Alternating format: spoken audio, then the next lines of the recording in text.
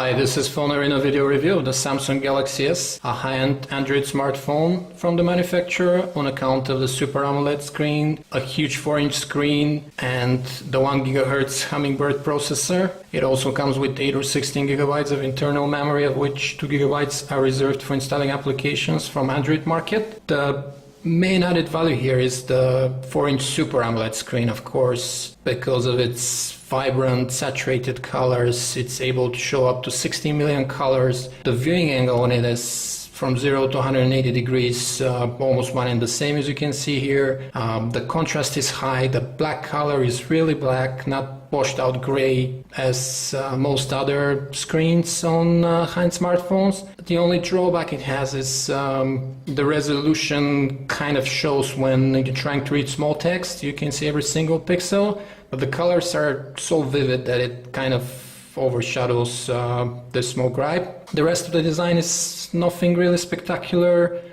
Rectangular shape, volume rocker on the left, power lock key on the right, the audio jack and the micro USB port on the top. The only thing on the back is the camera, which unfortunately has no flash. That's how Samsung decided to go with this particular model. But it's coming to 110 countries simultaneously, including the 4 big US carriers. And some of those units have flash. The phone is fairly big but comfortable to hold because it is actually very thin. And the all-around build is plastic, unfortunately. We think this high-end smartphone from Samsung deserves something better than this plastic look. It's a little bit squeaking, but that's how they decided to go with it.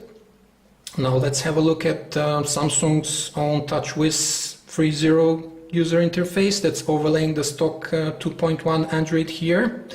And the phone is supposed to get an upgrade to Android 2.2 later on in the year. Galaxy S runs the newest version of the TouchWiz 3.0 user interface from Samsung, which doesn't really bring any new functionality to Android. It just changes the way it looks.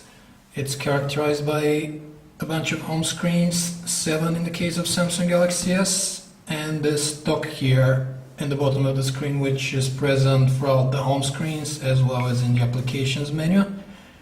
And you can choose the icons that appear on the dock, except for the far right one, which always stays applications or menu depending where you're at. Navigation is also done by the touch keys underneath the screen, back, context menu, and the physical home key in the middle, which takes you to the first home screen. Currently they are empty, but widgets is the name of the game. You can populate the screens with widgets the way it's usually done in Android, but Samsung have provided their own widgets here. Let's add the daily briefing one, weather, stock quotes, news, and you can follow your own schedule if you have some event listed here. Pretty helpful. Long tap, bring it to the trash bin in the bottom and you can dispose of it. Let's see how the applications menu looks like. It's also different from stock Android with its scrollable list of application icons. You have to go left and right. Nice flashy icons, colorful pages. We really like it, and pages get extended the more applications you add, of course. The other parts of the user interface are also different looking than stock Android. Calendar, for example, that's how it looks like.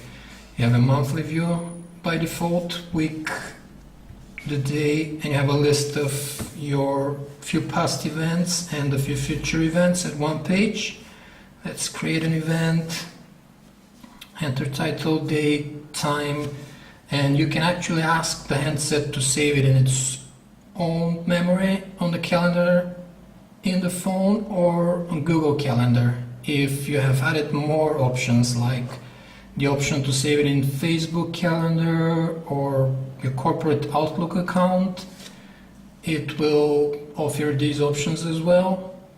Location, alarm reminder, and all the events from the different calendars get combined in one single view here with different colors.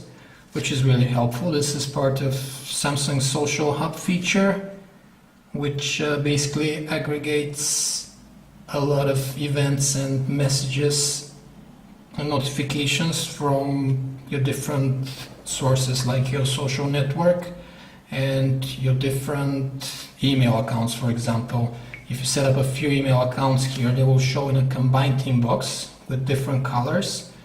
A pretty neat and helpful feature as well. Let's see if it's the same with the messaging application. It is pretty simple in terms of interface.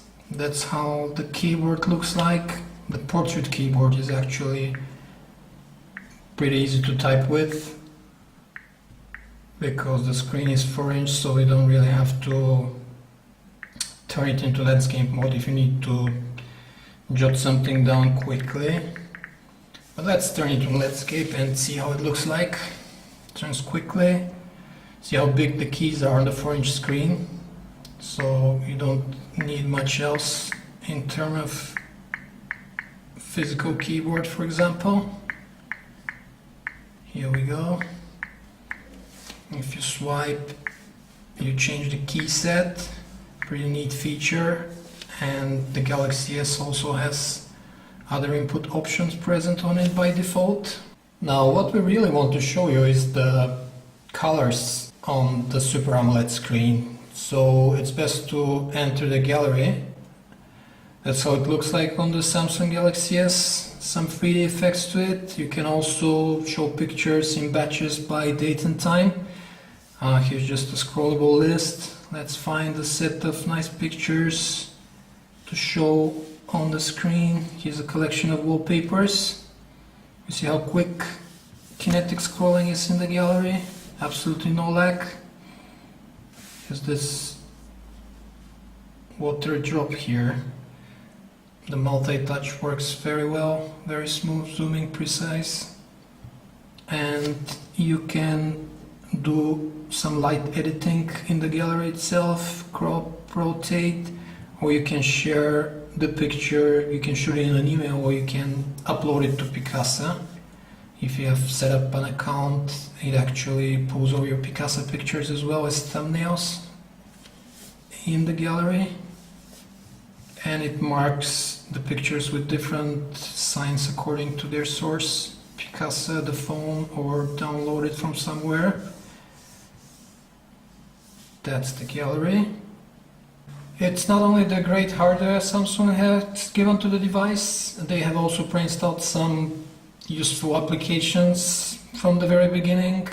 For example, you have Microsoft Office Documents editor called Think Free Office, which you have to activate, but it's completely free, and it also has a file browser in it, although Samsung has its own file browser called My Files pre-installed on the device as well. You can view and edit Word, Excel and PowerPoint documents in Think Free Office, and you can only view PDF documents. But it's very clear where Samsung is heading with pre-installing additional applications, helpful applications, which you otherwise have to pay for.